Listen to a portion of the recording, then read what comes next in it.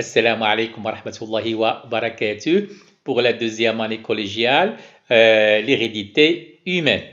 On va chercher où sont localisés les caractères héréditaires dans une cellule et sous quelle forme. Alors, comme vous le savez très bien, la cellule œuf est le produit de la fécondation des cellules reproductrices parentales, fusion du noyau de l'ovule et celui du spermatozoïde. Tous les caractères sont commandés par des informations contenues au départ dans la cellule œuf. La couleur des yeux, la couleur des cheveux, la couleur de la peau, etc. Ces informations, bien sûr, constituent ce qu'on appelle le programme génétique, Khabar al-Wirati.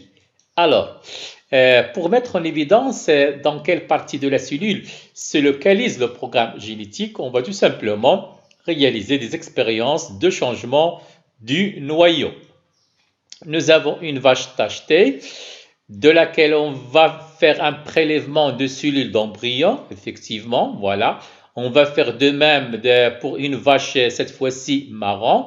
Donc, dans une boîte pétrie, comme vous allez le constater, de la première vache, c'est-à-dire de couleur marron, je vais prendre bien sûr uniquement le cytoplasme et la membrane cytoplasmique. Donc, je vais éliminer le noyau.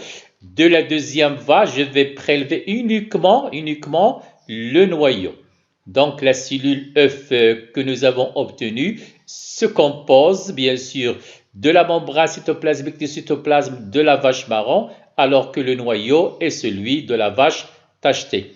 On va, comme vous allez le constater, on va implanter bien sûr cette cellule œuf dans l'utérus, bien sûr cet embryon plutôt, dans l'utérus d'une vache blanche, donc de couleur tout à fait différente.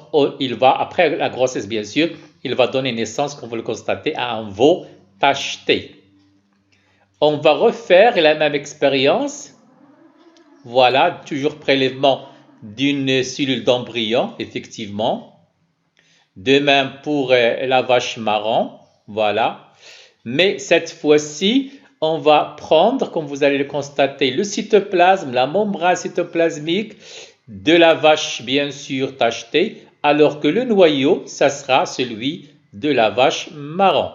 Et on va implanter, bien sûr, notre embryon dans l'utérus d'une vache blanche. Voilà. Donc, après grossesse, bien sûr, il va donner naissance à un veau marron. Effectivement, comme nous venons de le montrer, donc nous avons une vache donneuse d'embryon, elle est tachetée comme vous le constatez, le blanc et le noir. La deuxième vache, elle aussi, on parle d'une vache donneuse, mais cette fois-ci, elle va donner uniquement, bien sûr, l'ovule. Voilà, effectivement. Donc, prélèvement d'un embryon issu du croisement de cette vache noire et blanche avec un taureau noir et blanc, donc les deux parents étant de race pure. Voilà, donc prélèvement, comme je l'ai déjà dit auparavant, de cellules d'embryon, ils sont séparés. Effectivement, un noyau d'une cellule de l'embryon est extrait. Voilà. Effectivement, donc nous avons le cytoplasme avec la membrane et le noyau, il a été extrait de notre cellule d'embryon. Voilà, on va faire de même, comme vous allez le constater pour notre vache marron, prélèvement, mais cette fois-ci uniquement d'un ovule non fécondé. Voilà, le noyau de l'ovule non fécondé est extrait, donc on va extraire le noyau. Donc nous avons le noyau de notre l'ovule, son noyau plutôt, bien sûr, et notre noyau de cet ovule. Puis, étape suivante, voilà.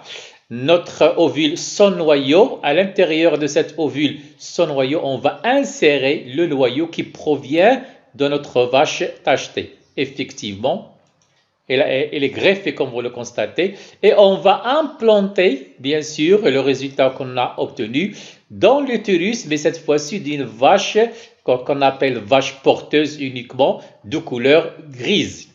Effectivement, l'ovule sera implanté dans l'utérus d'une vache porteuse, voilà, grise, de couleur grise. Et bien sûr, après grossesse, il va donner naissance à un veau, bien sûr, cette fois-ci, tacheté, bien sûr, puisque le noyau qui a été utilisé est celui de la vache tachetée. Alors, je vois que Quelle que soit l'origine de la membrane, du cytoplasme et de la mère porteuse, l'ovo aura la couleur de lignée d'origine du noyau. C'est-à-dire, bien sûr, c'est le noyau qui est responsable, bien sûr, des caractères qui apparaissent, que porte, bien sûr, le descendant. Je déduis l'information génétique qui code pour la couleur du pelage, bien sûr, se situe dans le noyau des cellules œufs, comme nous l'avons déjà montré. Je conclus que les noyaux de nos cellules contiennent notre information génétique et que le noyau de cellules reproductrices apporte l'information héréditaire de nos parents. Passons maintenant, on va maintenant découvrir le support des informations génétiques dans le noyau, c'est-à-dire sous quelle forme il se trouve à l'intérieur du noyau. Pour cela, on va effectuer des observations microscopiques du noyau des cellules. Donc, nous avons, comme vous le constatez, photo au microscope d'une cellule au repos. Donc, on voit très bien notre noyau, cytoplasme, le cytoplasme et la membrane cytoplasmique. Donc, on ne peut pas distinguer qu'est-ce qu'il y a à l'intérieur du noyau. Mais la photo au microscope toujours, mais cette fois-ci d'une cellule en cours de division, on voit très bien qu'il y a à l'intérieur du noyau, on voit très bien qu'il y a des changements. Effectivement, nous avons notre membrane, nous avons notre cytoplasme, mais à l'intérieur, on voit très bien un certain ensemble de filaments qui constituent ce qu'on appelle les chromosomes à sébriètes. Voilà. Alors, donc on se demande c'est quoi les chromosomes. Donc dans le noyau de la cellule, le programme génétique est porté par les chromosomes qui constituent ce qu'on appelle le karyotype de la cellule. On appelle karyotype l'ensemble des chromosomes d'une cellule que l'on a rangé par paire et par la taille décroissante du plus grand au plus petit. Toutes les cellules sauf les gamètes d'une espèce donnée possèdent le même karyotype, mais ils varient d'une espèce à une autre. Toutes les cellules sauf les gamètes, toujours d'un même individu, possèdent le même nombre de chromosomes et donc le même programme génétique. Chez l'homme plutôt, il existe 23 paires de chromosomes, 22 paires de chromosomes homologues, comme vous le constatez bien sûr.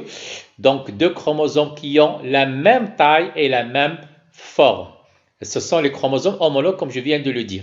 Une paire de chromosomes qu'on appelle le chromosome sexuel, ce sont eux qui déterminent le sexe de l'individu.